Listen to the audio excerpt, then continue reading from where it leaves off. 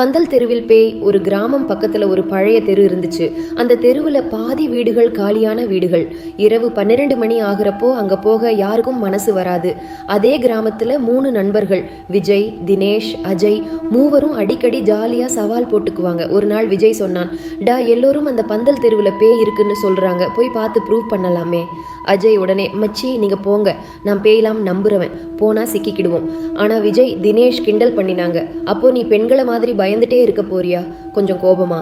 அஜயும் சரி வாங்க போலாம்னு ஒத்துக்கிட்டான். இரவு சவால். அந்த நாள் இரவு 11:45க்கு 3 பேரும் டார்ச் எடுத்துக்கிட்டு அந்த தெருவுக்கு போனாங்க.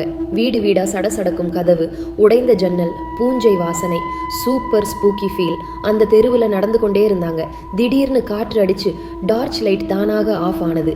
விஜய் சிரிச்சான், இதுதான் பேயா? அதே நேரத்தில் பக்கத்து காலி வீட்டில இருந்து பெண் சிரிப்பு கேட்டது. மெதுவா, குளிர்ச்சியா. அஜய் உடனே தினேஷை பிடிச்சுக்கிட்டான். நான் சொன்னேன்லே ஏதோ இருக்குடா இங்க. சிவப்பு கண்கள். விஜய் மட்டும் தைரியமா அந்த வீட்டுக்குள் சென்றான். அஜயும் தினேஷும் பின்தொடர்ந்து போனாங்க. உள்ளே எல்லாம் இருட்டு, சுவர் கருப்பா, மேல் சிலந்தி வலை.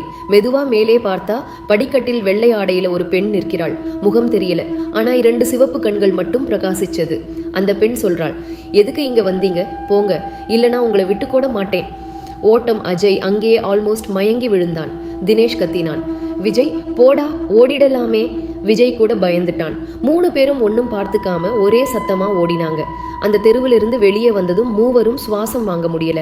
அடுத்த நாள் கிராமத்துல எல்லாரும் கேட்டாங்க, நீங்க போயிட்டீங்களா, என்ன பார்த்தீங்க? 3 பேரும் எதுவும் பேசல. ஆனா மூவருக்கும் தெரியும், அந்த சிவப்பு கண்கள் உண்மையா இருந்துச்சு. இப்போவும் யாராவது இரவு நேரம் அந்த பந்தல் தெருவில் போனா தொலைவில் அந்த சிரிப்பு சத்தம் கேட்கும்.